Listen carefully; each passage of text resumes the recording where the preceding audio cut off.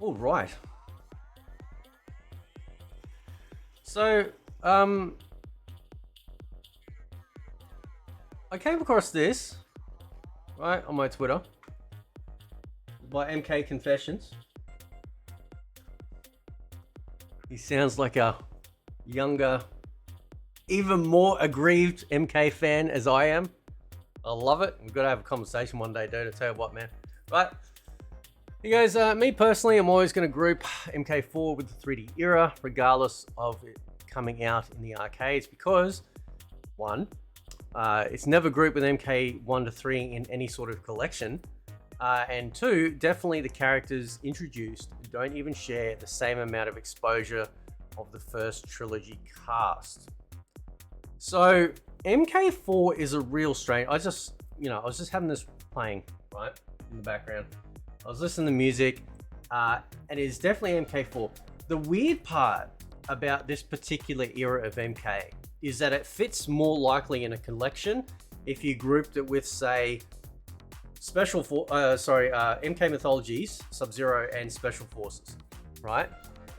It was this weird sort of like period of MK sort of history, and stuff that came out. It was strange, really strange, right? I had issues with MK4. MK Gold, I think, was pinnacle. Right, MK Gold was pinnacle. I've always hated, though, and thankfully that isn't so much a thing now. Always hated that, like, Midway and or NetherRealm would bring out like the portable version of the game with extra characters and costumes, like they did with MK9 with the PS Vita version. They did it with MK Unchained. They did it with MK Gold being on the DC, you know, with extra characters, and it was nowhere else that they did it.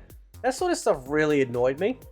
And I think that was the first time it ever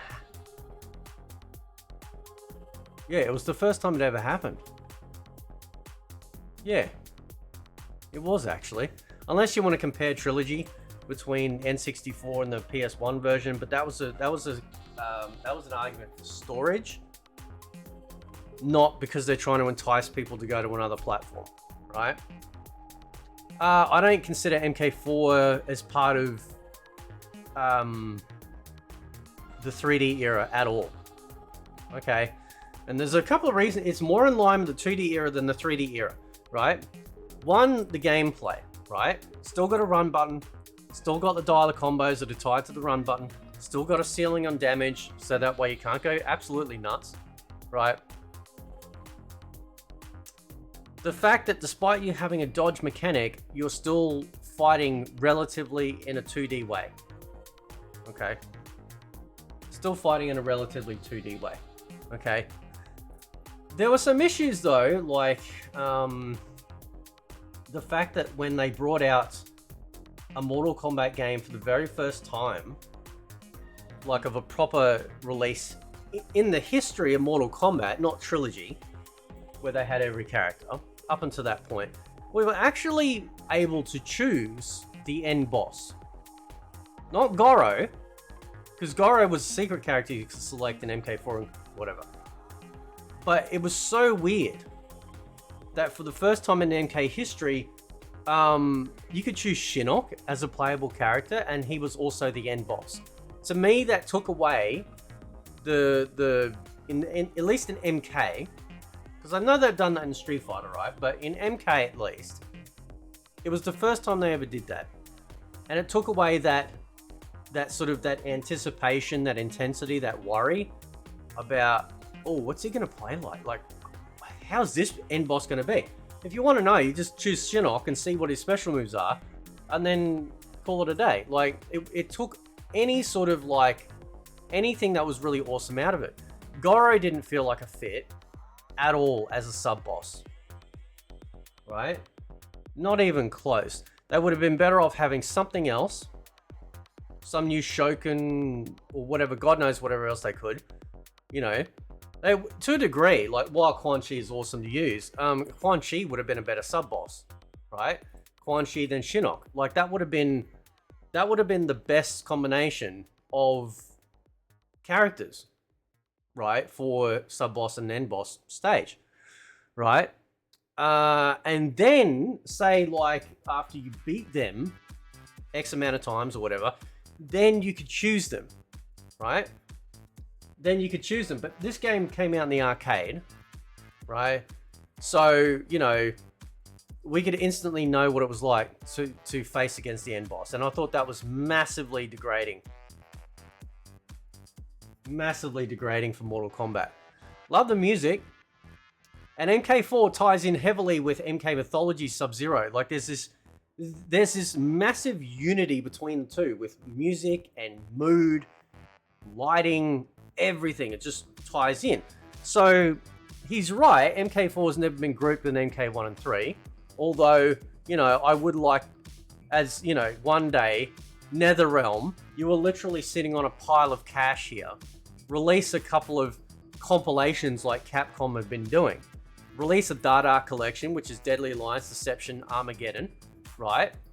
And as a bonus game, Shaolin Monks, because Shaolin Monks was in that era as well, right? For the 3D era games.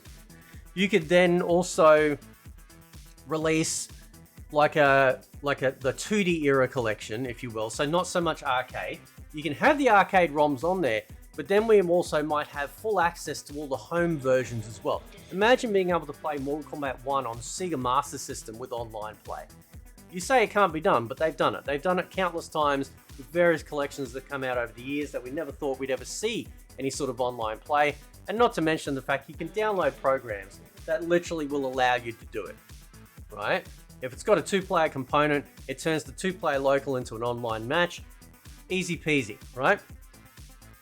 So they could release MK1, 2, and 3, Ultimate, Trilogy, MK4, MK Gold, arcade versions, home versions, you know, just go nuts. Right? Absolutely nuts. Now, the differences between the 3D era and MK4 are massive. The 3D era, as much as I can look back on it now with nostalgia and go, yep, that's a far better MK games than we're ever getting now. Everything from the storytelling, characters, mood, like the MK mood, music, you know, I can't even think the last time that music was like really awesome apart from the menu music in Mortal Kombat 1, the new one coming out, right? The menu music's great, yay. What about the rest of it? Is it forgettable like in MK11 and MK10? You know? Like that's you know what I mean? Like MK music used to be its own lifeblood, right? My favorite character select screen music is from Deception. I love it. It's that like it's amazing. It's so good, right? I don't consider MK4 part of the 3D era just because the characters in 3D and there's movement. It's massively changed. The gameplay is massively changed, right? They improved, or maybe they did. Yeah, I guess in a way they did.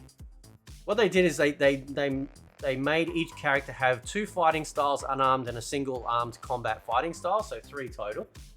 But it played like Tekken, right? There was no dodge mechanic anymore because you could literally move in 3D space, like Soul Calibur, right? And it played like Tekken. In fact, in some ways, when you think about it, Soul Calibur and the 3D era is more in line together to a degree. At least in sort of like, you know, I mean, no, that makes more sense because Tekken was still 2D. You know, you could move in 3D, but it wasn't like full movement 3D. You were still locked in a 2D plane, but you could move in and out and sort of move around that way or that sort of thing. Like there was a 3D environment, but Soul Calibur, you could fully move in 3D freely, right? They brought in the combos like Tekken and Soul Calibur where you could just start them anywhere, which is ridiculous. Right? Completely changed how the game played, like 100%, right? That's why, like, some of you young people that go, oh, you're just hating. Like, you don't get how good it was. You either started off in the 3D era or you started off in this on the rubbish era, except for MK9, right? You don't know how good it was and how much we have lost as MK until you go back and you realize how amazing it was, right? It's not about the graphics, right? It's not about the graphics. It's about the gameplay. It's about the systems that they had in place and other things that just added to it to make it feel like when you loaded up Mortal Kombat, it felt like Mortal Kombat, right? So no, I don't consider it part of the 3D era at all. Not even close. Not as far as like you could go with the 3D characters, sure, right? They moved away completely from digitized, right? Which was such a massive change too. Okay. And not that I mind, like I love digitized, I always will. You know, it really cemented itself differently. I don't even know if you could do that sort of thing again. You can certainly mocap moves, right? But as actual digitization, I don't know. I don't think, I mean, you could, it'd be amazing. But the problem with that though is that people age, you know, and then people can't do that stuff anymore and then you're stuck. Right, 3D's, you know, like you can create any character and you could have anyone do the moves regardless, you know, and that is the unfortunate thing of aging. But the 3D era, definitely not even close connected to MK4. You could see slight comparisons, obviously, the introduction of weapons, 3D models, you know, moving in a 3D era, sorry, like a 3D arena. But yeah, I don't know. Oh, and they should also too, like releasing that the 2D-esque collection, if you will. Obviously, MK Mythologies and Special Forces as well. So you'd have a massive plethora of games, all online, except for the ones that don't need it, like Special Forces and that. All the Special Forces 2-player, I can't remember. Yeah, definitely not part of the 3D era, man. Definitely not. No, not even close. It's not even close, man. Right? I get what you're saying. I do. I really do. But when was the last time MK4 was bundled with anything? Like ever? Right? And as I said, they're literally sitting on a goldmine of games. Literally, like, increase the anti-aliasing on the 3D era games, and you got a winner. You could do that with the MK4 and MK Gold. You got to win it. You don't even have to retexture shit. Just leave it as it is. You know? Maybe, you know. Just boggles the mind, bro. Anyway, great thread though. Excellent. I love it. Anyway, guys, catch you next time.